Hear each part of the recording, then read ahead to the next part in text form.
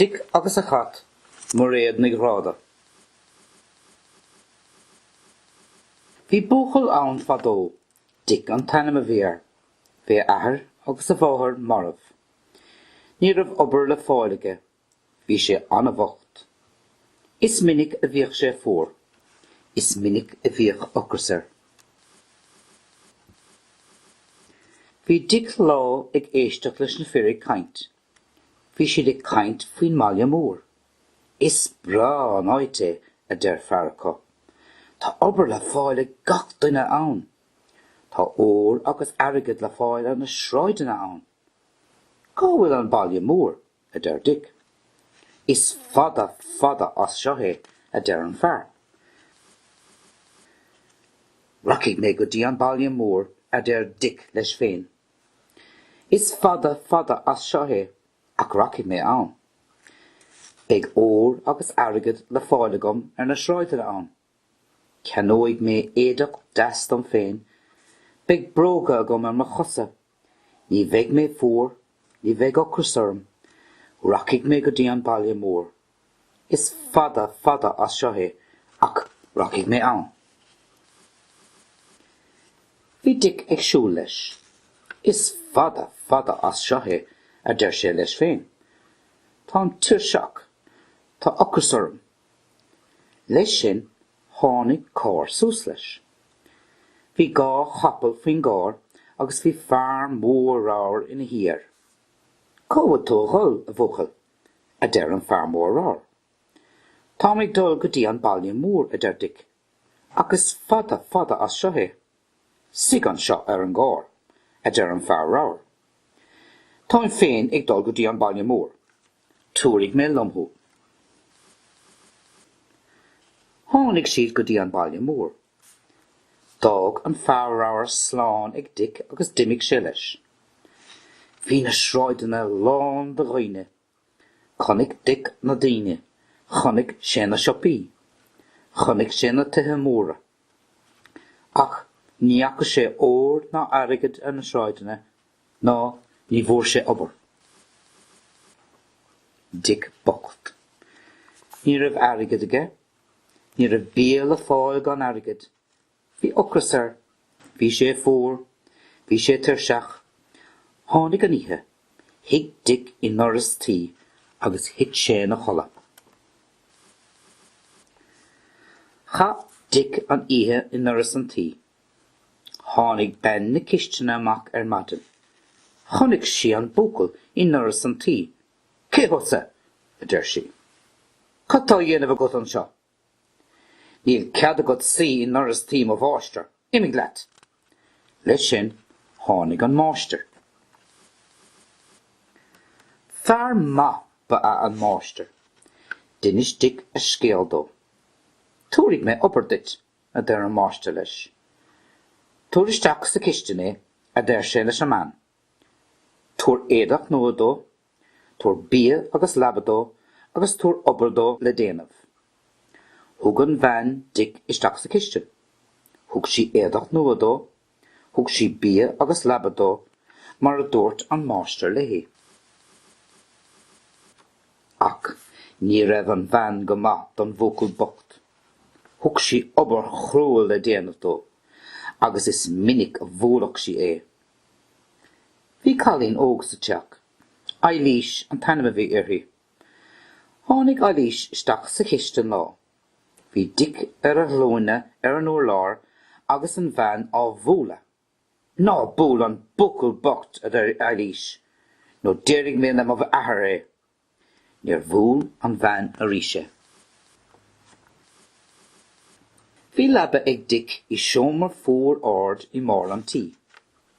Bhí an seomra beol a Francigh agus iad ag léim agus ag dawsa ar an leaba gachíthe. Caid mé cata áil ar deir dic, ach níl ach pingan agam am a fóca. D'éirigh dic ar maidin, amach leis ar an tráid. Bhí a lán daoine ar an tráid. Bhí cuid donna daoine ag díal agus cuid acu i cinnach. Chonig dic Bain agus cat das bán in lámh cí. an nílig tú catsin dom a der dic. Cad a húrig tú domer a der an Bain. Nílag pingin a gom a fóca a der dic.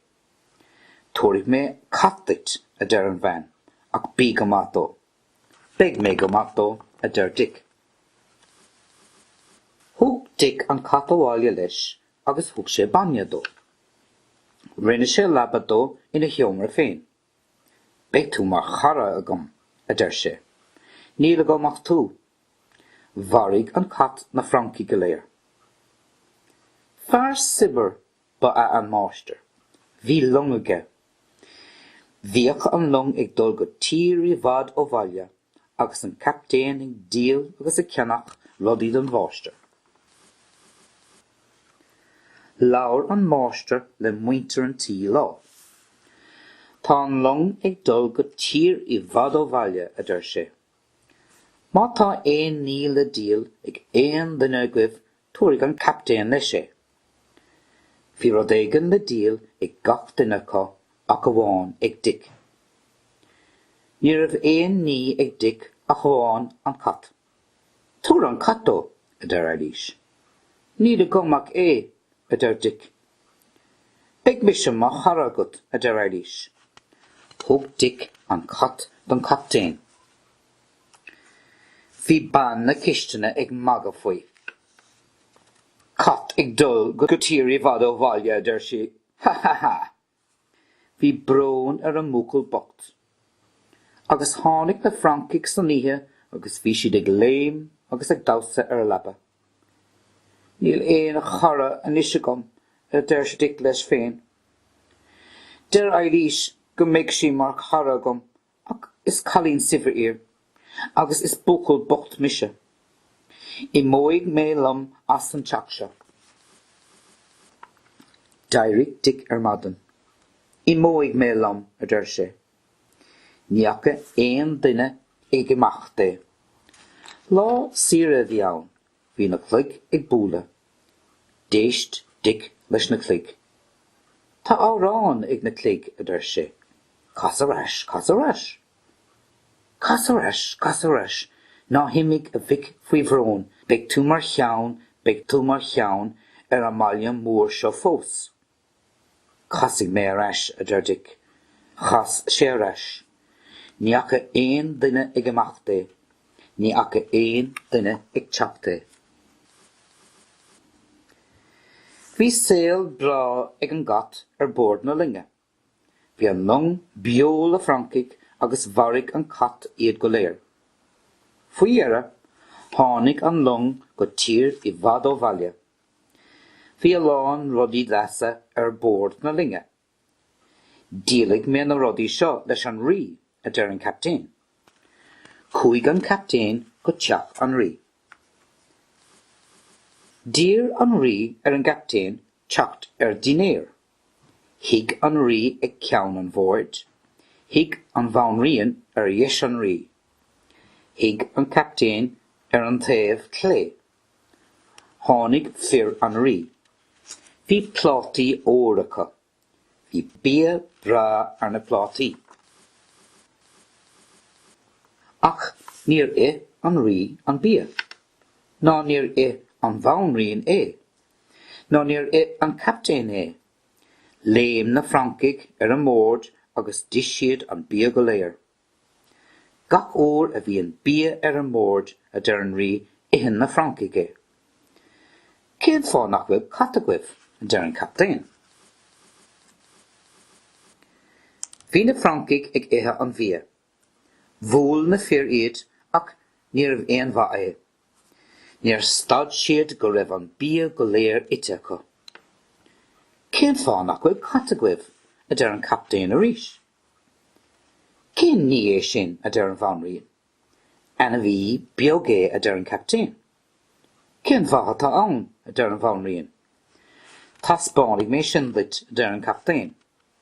Tá catagum ar bord na linge. Thug an captéin an cat leis go teach an rí. Bhí na Frankigh fós ar an mór agus iad ag ithe. Nuair a chonig an cat na Frankigh, léim sé as sláb an captéin. Bharigh sé lán den na Francigh agus ri an chuid eileacha isteachs na Paoil. Is bra an taitneamh sin a deir an bharn rian. Cheanóidh mé an taitneamh sin uait deir an rí. Tuairigh mé bosca óir Ní liomsa a deir an captéin. Is le buacail bocht I deach mo bháiste An bhfuil éon rud eile bord na lunge agat a deir an bharn rian. Thug an captéin leis na rudaí a bhí bord na lunge aige agus cheannaigh an rí iad go léir. Thug an rí bosca mór óir don captéin. Tuair seo don bhuacail leis an cat deir sé. Nuair a tháinig an captéin abhaile, duine sé an scéal don bháistear. Thug sé dó an tairgid a fuair sé ar na rudaí a bhí bord na linge aige. Thug sé dó an bosca mór óir a fuair sé ar an glat. Is le dig an bosca mór óir seo a deir an máistear. Gléirchar. Tháinig dig. Thug an máistear an bosca óir dó. Tá tú dar sibhir inis a deir sé. Go raibh maith agat a deir dig. Go raibh míle maith agat a deir sé leis an captéin. Bhí áthas agus bhí áthas eilís. Bhí dig ina air sibhir an sin. Cheannaigh sé teach mór dó féin. Cheannaigh sé éadaí nua dó féin. Bhí sé go maith don na buit.